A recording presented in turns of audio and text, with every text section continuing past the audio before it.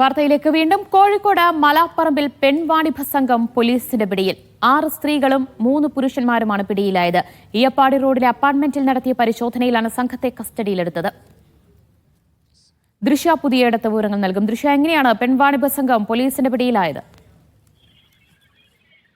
ദിവ്യ, പോലീസിന് രഹസ്യ വിവരം ലഭിച്ചതിനെ തുടർന്നാണ് ഈ പോലീസ് അവിടെ എത്തി പരിശോധന നടത്തിയത്. ഈയപ്പാടി റോഡിലെ ഒരു അപ്പാർട്ട്മെന്റിൽ നടത്തിയ പരിശോധനയിലാണ് 9 പേരെ ഇപ്പോൾ നടക്കാവ് പോലീസ് കസ്റ്റഡിയിൽ എടുത്തിട്ടുള്ളത്. ഇത് 6 സ്ത്രീകളും 3 പുരുഷന്മാരുമാണ് പിടിയിലായിട്ടുള്ളത്.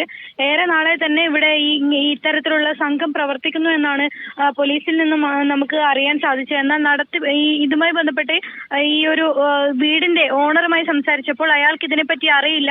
ഇതിനു മുൻപ് മറ്റൊരാൾക്ക് വാടക കൊടുത്ത വീടാണ്. അതുകൊണ്ട് തന്നെ അയാളുടെ ഭാര്യയാണ് ഇപ്പോൾ അതിന്റെ കാര്യങ്ങളൊക്കെ നോക്കി നടത്തുന്നത് എന്നാണ് നമുക്ക് ഓണറുടെ ഭാഗത്ത് നിന്ന് നമുക്ക് അറിയാൻ സാധിച്ചത്. ഇപ്പോൾ ഈ നടത്തിപ്പുകാരെ അടക്കമാണ് പോലീസ് പിടികൂടിയിട്ടുള്ളത്. ഇതിൽ 2 ഇടപാടുകാരും ഉൾപ്പെടുന്നു എന്നാണ് നമുക്കറിയാൻ സാധിക്കുന്നത്. രഹസ്യമായി ഇടപാടുകാരെ എത്തിക്കുകയാണ് ഇവിടെ ചെയ്യുന്നത്. ഒരുപാട് വീടുകളുള്ള സ്ഥലമാണെങ്കിൽ പോലും ഈ ഒരു പ്രദേശത്ത് അധികം ആരും ശ്രദ്ധിക്കാതെ നിൽക്കുന്ന സ്ഥലത്താണ് ഇവർ ഇത്തരമൊരു പെൺവാണിഭ സംഘം പ്രവർത്തിക്കുന്നത്.